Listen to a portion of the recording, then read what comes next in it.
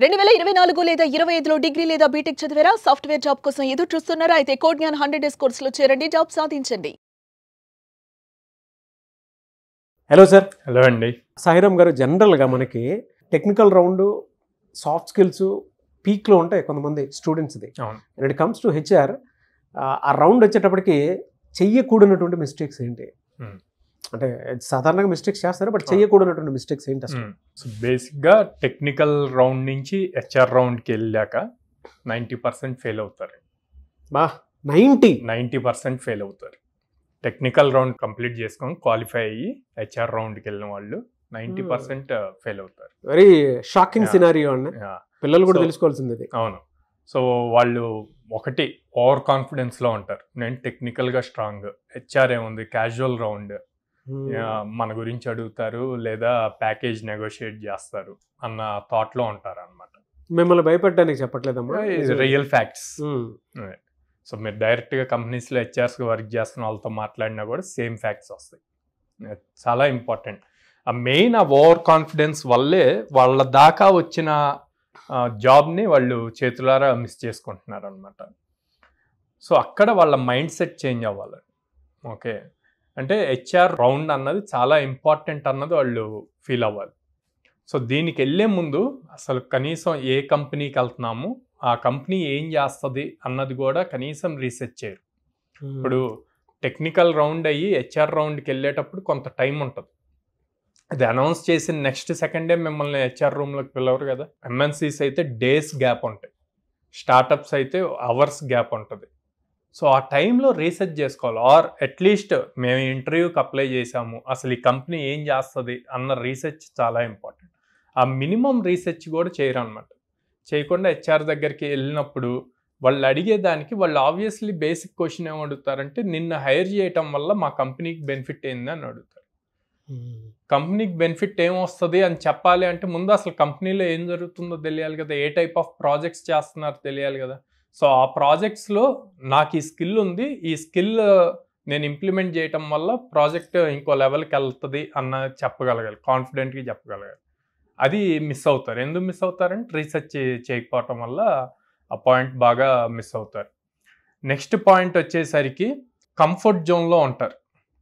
ఇంకేముంది, technical round అయిపోయింది, మనకి జాబ్ వచ్చేసినట్టే అని చెప్పి ఉంటారు. ఆ సీరియస్నెస్ లేకపోవటం వల్ల లోపలికి వెళ్ళినప్పుడు చాలా క్యాజువల్గా ఉంటారన్నమాట. సో ఆ పాయింట్లో హెచ్ఆర్ అన్ని క్యాజువల్ క్వశ్చన్సే అడుగుతారు, కానీ అడిగినప్పుడు వీళ్ళు యాటిట్యూడ్, బిహేవియర్ ఇవన్నీ కూడా చెక్ చేస్తారు ఆ క్యాజువల్ క్వశ్చన్స్లో నుంచి.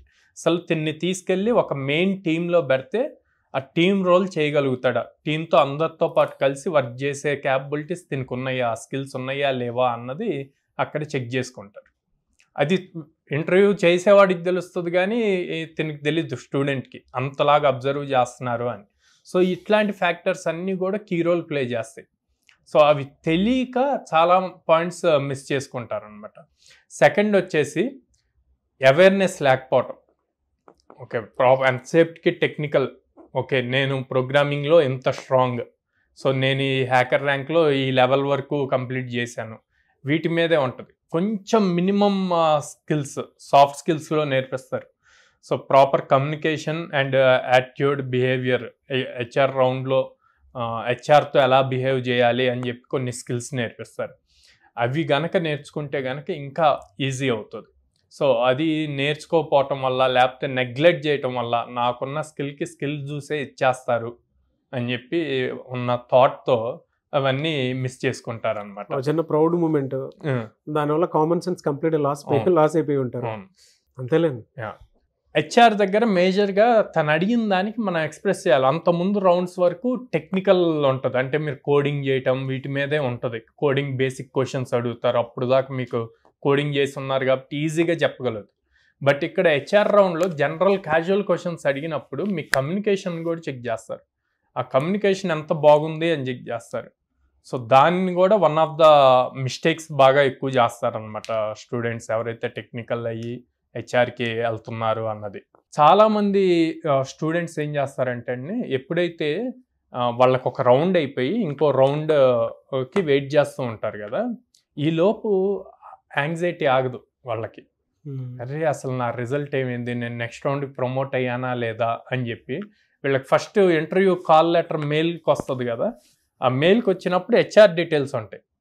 ఈ కాసేపు ఆగలేకుండా లేకపోతే ఆ రిజల్ట్స్ వచ్చేలోపే ఈ హెచ్ఆర్కి ఫోన్ చేసేస్తారు, మేము ఫస్ట్ రౌండ్ కంప్లీట్ అయింది, మా రిజల్ట్ కోసం వెయిటింగ్, రిజల్ట్ చెప్పండి అని. అది చాలా రాంగ్. చాలామంది స్టూడెంట్స్ ఈవెన్ కోడ్నాన్లో కూడా తెలియక చేసే మిస్టేక్స్ అనమాట. అలా చేసి జాబ్స్ని పోగొట్టుకోండి. వాళ్ళు ఇంకా నెక్స్ట్ టైం అలో చేయరు. ఎందుకు అంటే అక్కడ పేషెన్స్ ఉండాలి, అది కూడా చెక్ చేస్తారు ఎంత పేషెంట్గా ఉన్నారు అన్నది. అది లేకపోతేనే కదా అలా డైరెక్ట్ కాల్స్ చేసి అట్లా అడిగేది.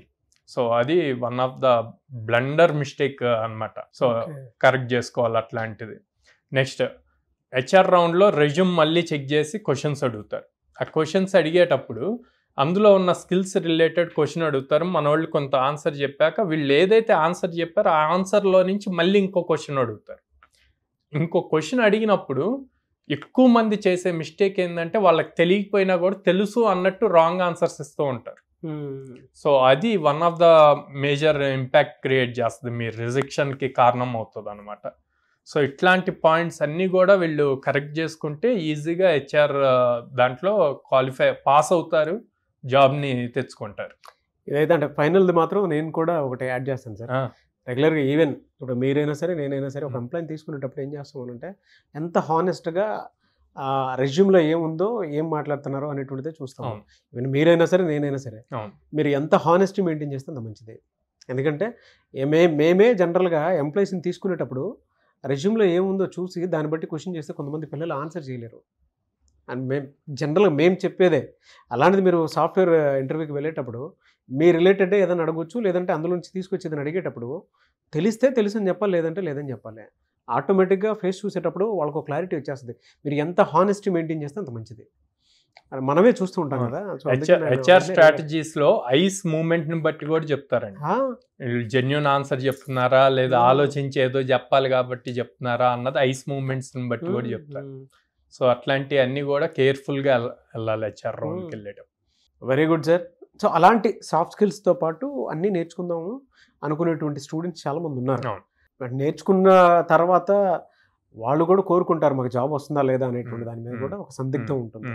వాళ్ళకి మీరు ఎన్ని అవకాశాలు కల్పిస్తారు, మీ దగ్గర ఎన్ని కంపెనీస్ ఉన్నాయి, మిమ్మల్ని ఎలా అప్రోచ్ అవ్వాలి? 2024 పాస్డ్ అవుట్స్, 2025 పాస్డ్ అవుట్స్కి లైక్ ఇయర్లో మినిమం 100 డ్రైవ్ ఆపర్చునిటీస్ ఇస్తామండి. 100 డ్రైవ్ ఆపర్చునిటీస్. సో ఆపర్చునిటీస్తో పాటు యాజ్ వెల్ మనం టెక్నికల్ స్కిల్స్ అన్ని గ్రో చేస్తాము. At the same time soft skills and communication skills కూడా నేర్పిస్తాము. సో ఇవన్నీ కలిపి వాళ్ళు ఈజీగా జాబ్ క్రాక్ చేయగలుగుతారు అనమాట. 2024 పాస్డ్ అవుట్స్, 25 పాస్డ్ అవుట్స్కి 800 కంపెనీస్తో అసోసియేట్ అయ్యారు. ఇది 100 days ప్రోగ్రామ్ అండి. ఈఎంఐ ఆప్షన్ ఉందండి, అంటే బిలో పావర్టీ లైన్ ఉందండి. ఈఎంఐ ఆప్షన్ ఉంది. లైక్ వాళ్ళు 6 months or 8 months ఇలా చూజ్ చేసుకోవచ్చు. సో అది అంటే మీ చేతిలోనే అవకాశాలు ఉన్నాయి, మీరు బయటకి ఎక్కడికి వెళ్ళాల్సిన అవసరం లేదు. సౌత్ ఇండియాలోనే నెంబర్ 1 ప్లేస్లో ఉండేటువంటి కోజ్ఞానం ఇవాళ మన తెలుగు రాష్ట్రాల్లో ఉంటామని మన అదృష్టం అనుకోవాలి. బయట మీరు కాలేజెస్ నుంచి బయటకు వచ్చిన తర్వాత ఫ్రెషర్స్, అది ఐటీ అయినా నాన్ ఐటీ బ్యాక్గ్రౌండ్లో ఉండేటువంటి వాళ్ళైనా సరే డెఫినెట్గా ఈ అవకాశాన్ని మీ చేతిలో పెట్టుకోండి.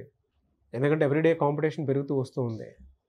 ఎవ్రీడే అంటే ఎవ్రీ 6 monthsకి ఇప్పుడు మనం జనరల్గా చూస్తూ ఉంటాం, ఎవ్రీ 4 monthsకి సీజన్ ఏ విధంగా అయితే మారిపోతూ ఉంటుందో అలాగే స్టూడెంట్స్ వాళ్ళ బిహేవియరు, కంపెనీ ప్యాటర్ను, ఏ టెక్నాలజీ ప్యాటర్న్స్ చాలా మారిపోతూ వస్తూ ఉన్నాయి. మీ దగ్గర అప్స్కిల్ అవ్వలేదని అనుకోండి, ఈవెన్ కూర్చున్న నేనైనా సరే కొన్నిసార్లు అప్స్కిల్ అవ్వలేదు అని అంటే తీసి పక్కన పెట్టేస్తారు. ఇది అంతే.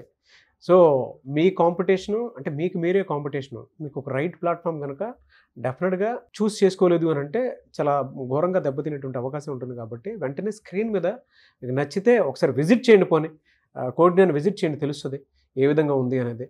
ఆ విధంగా మీరు అప్రోచ్ అవ్వచ్చు. అండ్ ఈ వీడియో లైక్ చేయండి, షేర్ మాత్రం తప్పకుండా చేయండి. ఇలాంటి మరిన్ని వీడియోస్ కోసం మా ఛానల్ ఫాలో అవ్వండి. Thank you.